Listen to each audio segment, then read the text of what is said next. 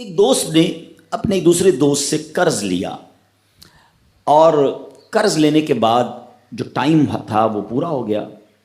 اب پیسے اس نے نہیں لوٹائے. بڑی کوشش کی اس نے کہ بھائی میری رقم واپس دے دیں, اس نے نہیں دیا. اب وہ یہ کیس لے کر عدالت میں چلا گیا اور جج صاحب سے جا کر اس نے کہا کہ اس نے میرے پیسے دینے اور یہ میری رقم نہیں لوٹا رہا. تو جج صاحب نے کہا کہ تمہارے پاس 30 دن ہیں, ودن 30 days تم نے اس کے پیسے واپس لوٹانے ہیں ورنہ پھر تمہارے خلاف فیصلہ ہو جائے گا. تو وہ شخص گھر گیا. اب اس نے کیا کیا, اس نے صبح سے لے کر شام تک درود پاک پڑھنا شروع کر دیے. 1 دن 2 دن 3 دن 27 دن ہو گئے. وہ درود پڑھتا رہا اور انتظار کرتا رہا. پیسے تو تھے نہیں, 30ویں دن عدالت میں پیش ہونا تھا. 27 دن گزر گئے, 28ویں رات آ گئی. خواب میں اس کو کسی نے آواز دی کہ گھبراؤ نہیں, تمہارا قرض ادا ہو جائے گا. اگلے دن پھر درود پاک پڑھتا رہا. اب نبی پاک کی خواب میں زیارت ہوئی. آقا علیہ الصلوۃ والسلام تشریف لائے, فرمائے گھبراؤ نہیں, تمہارا قرض ادا ہو جائے گا. تم علی بن عیسیٰ وزیر کے پاس جاؤ اور اس سے کہو وہ تمہارا قرض ادا کر دے گا. اب جب صبح اٹھا تو بہت خوش کہ نبی پاک کی زیارت مجھے ہو گئی. لیکن پھر خیال آیا کہ میں اگر وزیر صاحب کے پاس گیا اور انہوں نے مجھ سے کوئی ایویڈنس مانگ لیا, کوئی پروف مانگا, کہ میں کیسے مان لوں تمہیں نبی پاک نے بھیجا ہے, تو اس بات پر تو میرے پاس کوئی دلیل نہیں ہے. اب 30ویں رات آ گئی, آخری رات ہے, صبح عدالت میں جانا ہے. درود پاک پڑھتے پڑھتے سو گیا. سرور کائنات علیہ الصلوۃ والسلام نے خواب میں پھر کرم فرمایا. فرمایا علی بن عیسیٰ وزیر کے پاس جاؤ, وہ تمہارا قرض ادا کر دے گا. کہ حضور میں چلا تو جاتا, مگر اگر وہ مجھ سے یہ کوئی پروف مانگتا, کوئی ایویڈنس مانگتا تو میں کیا جواب دیتا.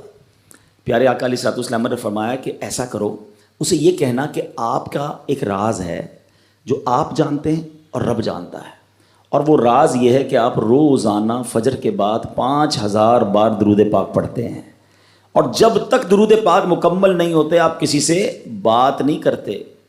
اب جب صبح اٹھا تو بہت مطمئن کہ اب تو دلیل بھی آ گئی ہے. پہنچ گیا صبح علی بن عیسیٰ وزیر کے پاس. اس کا دربار لگا ہوا ہے.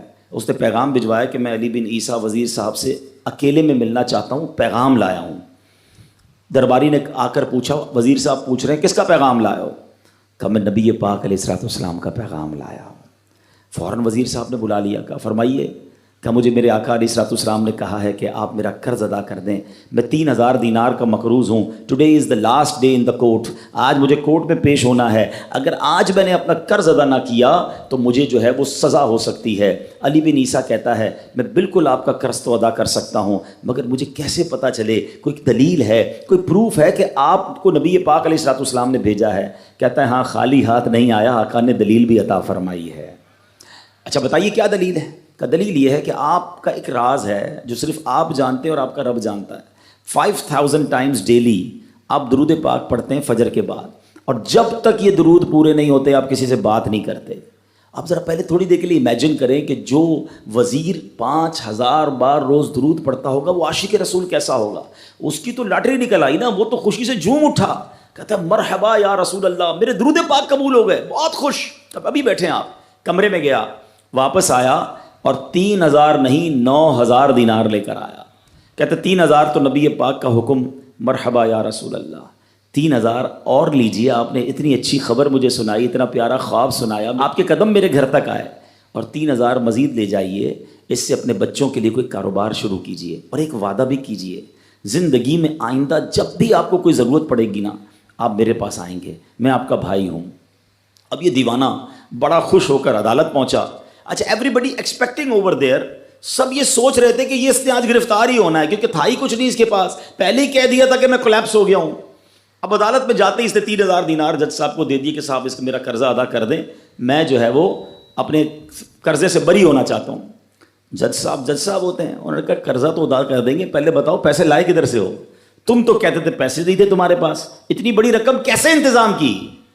اب بھری عدالت میں گویا اس نے زبان حال سے یہ کہا کہ اتنا دیا سرکار نے مجھ کو, اتنی میری اوقات نہیں، یہ تو کرم ہے ان کا ورنہ مجھ میں تو ایسی بات نہیں۔ اب اس نے بھری عدالت میں پورا واقعہ سنایا کہ میں نے تو کچھ نہیں کیا، آقا خواب میں تشریف لائے، میں وزیر صاحب کے پاس گیا، انہوں نے یہ پیسے دیے۔ سنو اس زمانے کے جج بھی کیسے ہوتے تھے، وہ جج دوران عدالت اپنے کرسی سے اٹھ کر کمرے میں چلا گیا، تھوڑی دیر بعد جج صاحب واپس آئے اور 3000 دینار اس کے ہاتھ میں دیتے ہیں۔ کیا سارا ثواب علی بن عیسیٰ لے جائے گا؟ میں بھی تو آقا کا امتی ہوں، تمہارا قرضہ میں ادا کرتا ہوں۔